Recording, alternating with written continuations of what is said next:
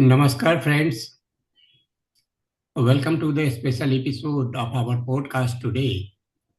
We are diving deep into the crucial evolving topic US India relations, the road ahead. The strategic partnership between India and the United States has witnessed significant transformations, shaping global geopolitics and redefining power dynamics. But where are we headed next? What opportunities and challenges lie ahead for both nations? To help us decode these complex and dynamic relationships, we welcome a distinguished guest, Dr. Adityanjee, President of the Council for Strategic Affairs. Dr. Adityanjee is a leading expert in international relations, geopolitics, and strategic affairs. His deep insights into India's foreign policy and the US-India relations make him one of the most respected voices in this field. Dr. Adityanjee, welcome to the podcast. It is a privilege to have you here. We look forward to your expert analysis on the future of US-India ties and what it means for global stability. Thank you very much indeed, Mr. Sinha, for inviting me on your platform, GlobalFocus. I'm indeed very pleased to be here and start. Yeah, so moving to my first question, what steps should both nations take to mitigate the trade imbalances and create a fair playing field? So, what do you say about it? Look, whenever we talk about bilateral trade, there can never be a trade balance all the time. There will be fluctuations from year to year in two trading nations, trading under the rules of World Trade Organization at this point in time. Yeah.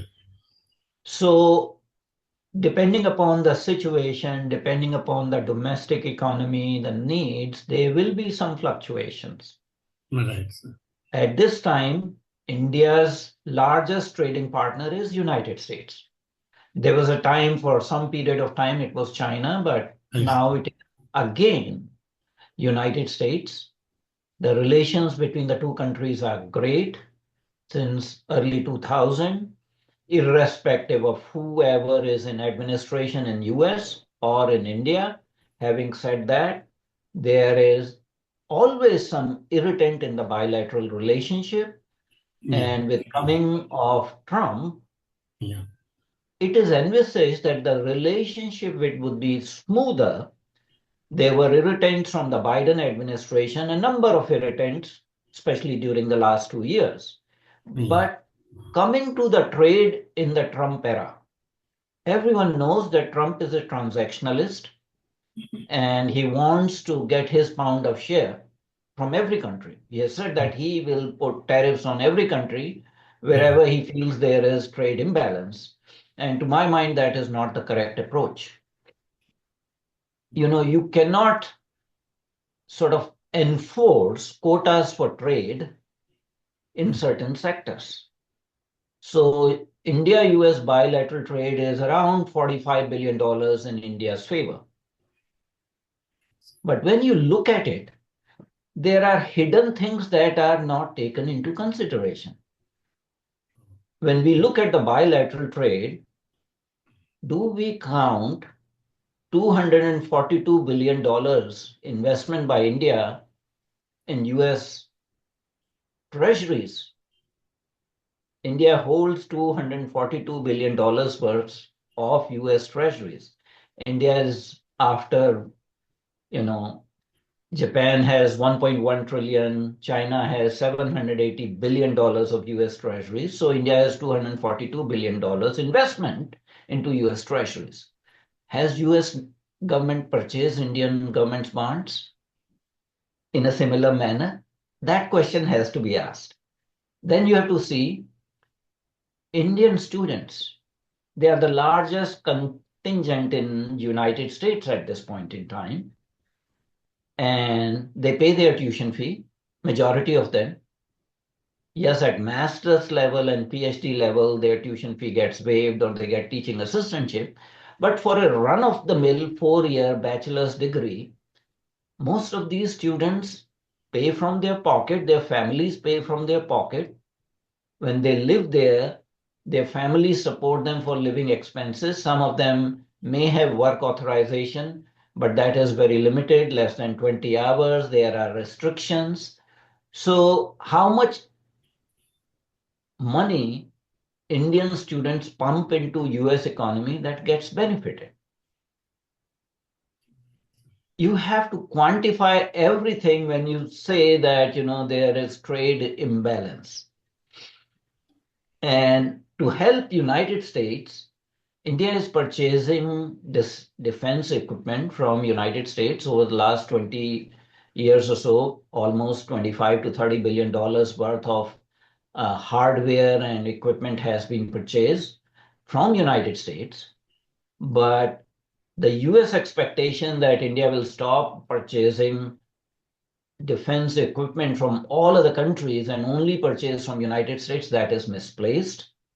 So when you make a demand for, you know, having a fair play or having a trade balance, your expectations can be astronomical or fairly speaking, illogical.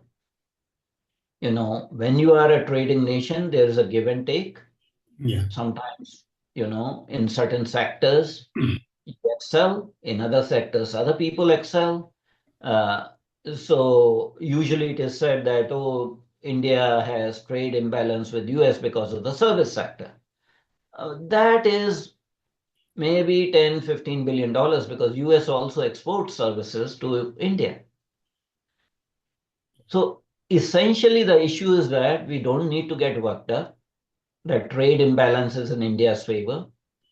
The US side needs to understand that they need to improve their domestic manufacturing. The cost of manufacturing stuff in US is very high, and if your products are not internationally competitive, they will not stand in the market.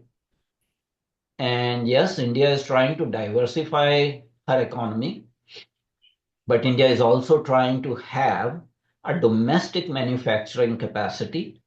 We hope that bilateral trade continues to improve, but silly, hysterical steps like labeling India as currency manipulator, putting India on 301, uh, you know, uh, trade violators list or super list, whatever that is called, or you know increasing the H-1B fee, visa fee processing fee to such level that it becomes counterproductive, or saying that we will put 200 tariffs on Indian goods because you put like 200% tariffs on Harley Davidson motorcycles. I think these are myopic, short-sighted, immature threats. In the long run, they will not work. So both sides need to grow up and become adults in the room so that you can negotiate increase in level of trade, because US faces a major problem that its trade deficits with China continues to grow despite all the things. So instead of trying to minimize the trade balance with India, which is hardly 45-50 billion dollars, they need to focus on minimizing and reducing the trade deficit with China. That would be my advice. Okay. So how can the US better address India's security concern, especially regarding China and Pakistan?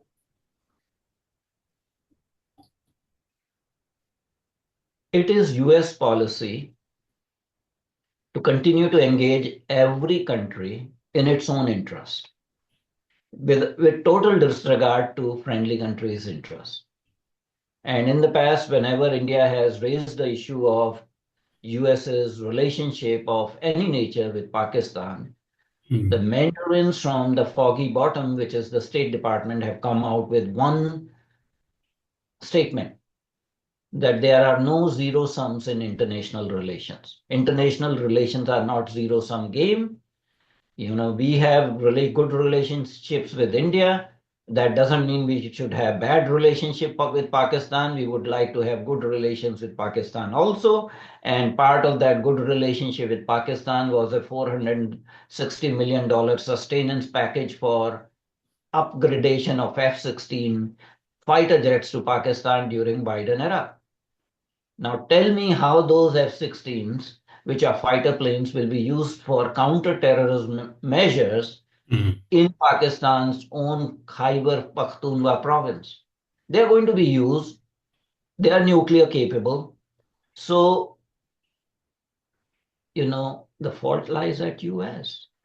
If you want to engage India, you really have to engage India with a clear conscience and not play political games or geopolitical games. Yes. United States, being the superpower, plays geopolitical games in every region of the world, and they would like to, under the garb of good relationship, bilateral relationship, or strategic partnership, would like to use India's good offices vis-a-vis Pakistan at India's detriment. On the other hand, with China also, United States would like to use India to contain China. And that is not acceptable for India to be used for US strategic interests in Indo-Pacific, or for that matter, grant a naval base or a military base in Andaman and Nicobar Islands, or on the west coast of India, southwest India in Kerala, Malabar, or something like that. India is not going to give you any military bases. Let's be very clear. India will be a good strategic partner for US as long as we harmonize our mutual interests and not expect one-way relationship in which one is the master state and the second one is a vassal state. India will always maintain her strategic autonomy and independence, not just autonomy, but also independence. And unfortunately, United States, being the superpower, does not accept those kind of notions. They want a one-way relationship in which a friendly country is subservient to US geopolitical interests. And unless that situation changes, there will remain some irritants in bilateral relationship. And in early 2000s, US political establishment had come out in a very big way that we will make India a superpower, starting in 2005 with a statement by Condoleezza Rice, who was the national security advisor and then became the Secretary of State under George W. Bush 43 administration. But more recently, there have been statements from Pentagon officials that India is destined to become a great power or a regional power. Our relationship would be good, but India will never be an ally. And that is a true acknowledgement that India will not be like a NATO treaty-bound ally of United States, because that's not India's policy. India is never going to enter into any military alliance with any country against a third country. So now that realization is there. So let's hope that US under Trump 2.0 continues to understand India's expectations and not put unnecessary force or make irrational demands vis-a-vis getting strategic concessions from India in dealing with either China or Pakistan. India's strategic interests will have to be respected for this relationship to continue progress. Yes. So coming to the workforce, so what policies are needed to ensure a smoother collaboration on workforce mobility? There is a lot of apprehension because of Trump 2.0 administration and the flurry of executive orders, and some internal differences between the MAGA establishment, between Elon Musk and Vivek Ramaswamy, leading to departure of Vivek Ramaswamy. The bottom line is that United States will continue to require competent technical workforce from India. So those people who are saying that under Trump H-1B system, of hiring contract workers will go away. I don't think that is true. There is unnecessary apprehension. What Trump is trying to do is to curtail the illegal immigration. Yes. Whether it is from Latin American countries, from the Mexican border, or from Canadian borders, and that includes some illegal Indian immigrants also. And that is despicable that some Indians try to enter US illegally. In fact, there was a very sort of talked about case in the media in which there was a recent court judgment also. Some people were punished and sent to imprisonment for human trafficking across Canada. There was a family from Gujarat. Now, this family had very well-to-do jobs, teaching jobs, etc., had property in Gujarat, but they chose to come to US from Canada border illegally, and they froze to death. They froze to death because they use what they call, the traffickers. On the southern border, these traffickers are called coyotes, that transport people illegally. Now, what was the need for this, let's say, middle class Gujarati family to leave all their property, all their decently paying job? Yes, you were not in the top tier, you were not Ambanis or Ratanis, but you were both couples, both members of the couple, married couple, had jobs. One had teaching job, other had some other government job, and they had two children. Both the children also froze to death.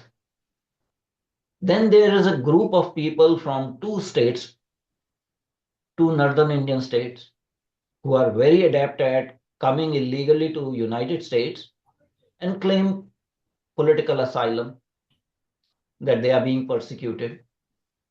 To my knowledge, no Indian citizen is being politically persecuted in India. So you're bringing a bad name to the country. They are privileged, actually.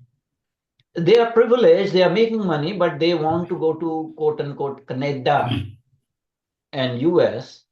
So they come to these countries and say we are being persecuted, and there's a political party, very small party, headed by Simranjeet Singh Mann, that is willing to give them a certificate that these are politically persecuted people by charging money. So everyone is making money, and if you are coming illegally to United States and you get detained by the Immigration and Naturalization Service, so be it. So recently there is this talk about India taking back around 18,000 illegal, immigrants. Illegal immigration is bad because it gives very bad name, tarnishes the good name of India, both at individual level as well as societal level and government level. Because these are the people then when they are not able to survive, they don't have work permit, they work under the table, it gives a very bad impression. If you want to come, you get your qualifications, you get some credentials and try to come to US legally, which is not banned. So there will continue to be movement of Indian technological professionals in whatever field to United States, even Trump 2.0 era. He has made an explicit statement that he is not going to stop it. He, in fact, appreciates the technological, credentials and competence of Indian professionals. And in fact, he has made statements that he'll make it very easy for Indian students who have a master's degree or PhD. If they want to stay in US, they will get, their H-1B visas converted into green card through a separate mechanism, and that's already happening actually. But probably the pressure is so much that it needs to be given a fast track. That may or may not happen. The bottom line is that India is a knowledge economy. Yes. And one of the Indian exports is intellectual services. Right. Okay. We provide intellectual workers. Some people derisively call them, technological coolies. But I think that is stupidity, because going for these workers in a global environment is ultimately beneficial to India also, because some of them come back to India and start unicorns and startups. In fact, India is rising very high in unicorns and startups by Indian techies. The other thing is that when Indian people go to other countries for jobs, there is remittance of dollars into India. And I think in year 2023, there was like $125 billion remitted to India by Indian, non-resident Indians. And 25% of that came from United States.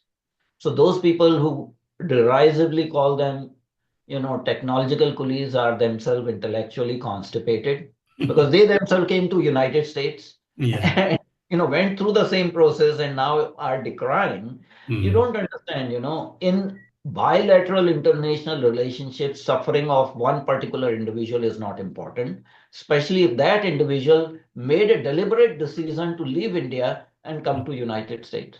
So their work conditions, you agreed for those work conditions. And it's not that they are being used as bonded laborers because they are giving decent remuneration. But yes, there are restrictions that they cannot change the jobs. Otherwise, they go back into the queue for the green card. So there can be reforms, but they will continue to be mobility of technological workforce from India to other countries, not just United States. We talk about Vasudhaiva Kutumbakam. Yes. We say Ayam Nijah Paroveti Gadana Laghuchetasam Udhar Charitanam to Vasudhaiva Kutumbakam. So if word is our family, why can't Indian technological professionals go and work in United States or UK or Europe or for that matter in Japan or Australia? Similarly, there is a saying, Swagrahe Pujyate Murkhaha. स्वग्रामे पूज्यते प्रभु स्वदेशे पूज्यते raja vidwan sarvatra पूज्यते. So if you have a knowledge, whole world will worship you. And that is what is happening with Indian professors, Indian doctors, Indian IT workers, that you have some knowledge-based skills. And just to confine them to India, where Indian economy is not able to absorb them completely because of the historical mistakes, I think will be stupidity. So let them go everywhere and let them intellectually rehabilitate the world. And that is what is happening, that in every corner of the world, India's intellectual assets are unfurling the Indian flag in every country. And that benefits in the long run to India. So thank you, sir. I am moving to my last question. How can India and the US balance their national interests while maintaining a united front on global issues? At this point in time, geopolitically, we live in a world of contested multipolarity in which there is a declining superpower, which United States is not the United States of 1992 to 2008, when it was the only hyperpower. There is a rising and aspiring hegemon, which is China, that is continuing to increase its comprehensive national power. There is a declining Russian Federation. So we may not have a bipolar world. We don't have a fully multipolar world as yet. We are in an era of nascent or contested multipolarity. As the superpower, every superpower wants to maintain status quo. Every superpower will challenge the rise and possibly eventual domination by a rising hegemon. And that is what is happening between United States and Communist China. Yes. United States under Biden administration tried to break the Russian Federation. There's no doubt about it. Trump 2.0 will probably not continue with those policies. So it is now for US to understand what situation they are. They need to focus on their own domestic reform so they do not yield their, preeminent position. And the reason they are declining is because they are silly domestic policies. When you have 48% of the population that does not pay income tax and is on welfare, why a US economy? Of course, it is growing, but there are some headwinds because people in US don't want to work, and because you are the rising, the reigning superpower, Yeah. and you control the international reserve currency, you can print dollars at will. From 1971, dollar is not pegged to the gold. It used to be pegged to the gold to the extent 35 US dollars were 1 troy ounce of gold. After the currency crisis and oil shock of 71, Nixon administration actually decoupled gold from US currency, dollar. So what happens? The Federal Reserve Bank keeps on printing more and more dollars when they need more money. The US economy is going to run up a debt limit, and that limit is much higher than the current debt is much higher than the US economy, the GDP. How much it is? I don't remember the US, GDP is around $29 trillion in terms of nominal this thing. And I think the US debt may be 36 or $37 trillion. I don't have the exact figure at this point in time. But both China and United States economies are having headwinds because of the deficits, national deficits. So US needs to focus on, reforming its domestic economy and cut down on wasteful expenditure so you do not keep on accruing this national debt and transfer that to the next generation. And this will require tightening the belt. 70% of US budget goes on what is called entitlements. Social Security, Medicare, Medicaid, some other federal government programs, and around 11 to 13% of the budget goes on care of veterans. I mean, how can you sustain the economy? Everyone is on disability. It's a, and there is no means testing. Every 2 or 3 years, that reform was passed under Bill Clinton's presidency by insisted by Newt Gingrich, who was the Speaker of the House, Republican Speaker of the House. But after 3 years, the requirement for reassessment of disability for able-bodied people that went away. Most of the people don't realize that US government subsidizes a lot of population with what in India the government is giving free rations to 80 crore people.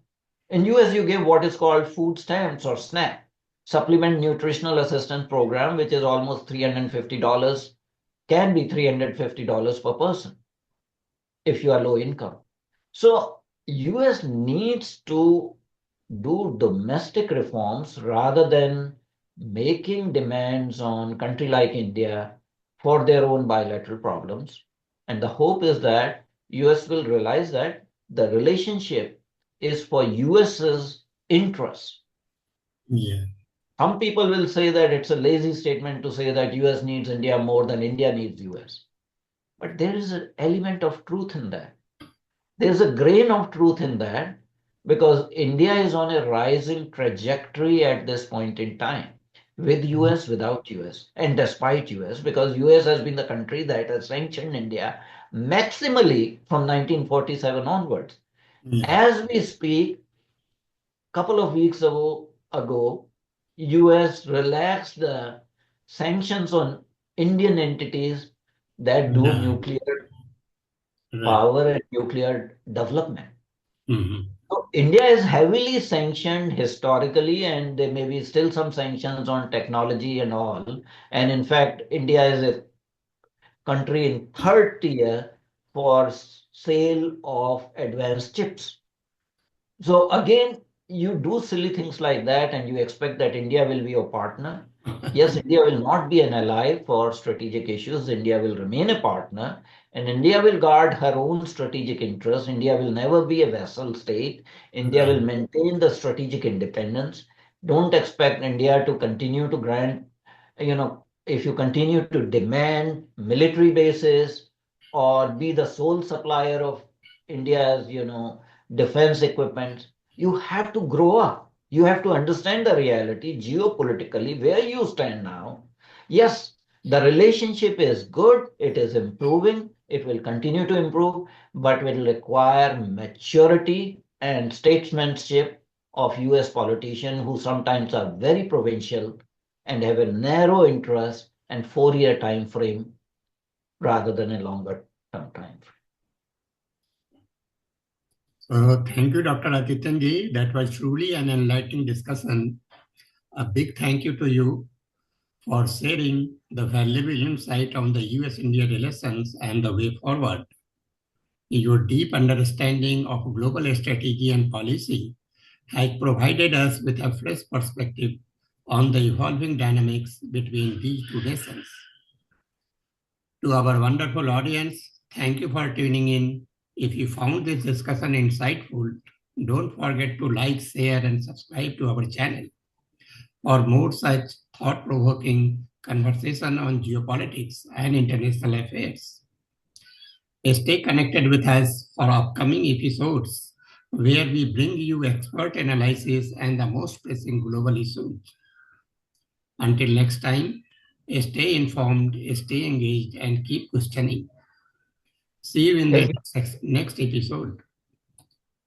Thank you very much indeed, Thank you Mr. so much. Sinha, Yeah. for having me on Global Focus. And my hope is that under Trump 2.0 administration, Yeah. India-US bilateral relationship will continue to prosper and mature without making irrational demands on one side or the other. Thank you very much indeed. Thank you, sir. Thank you so much.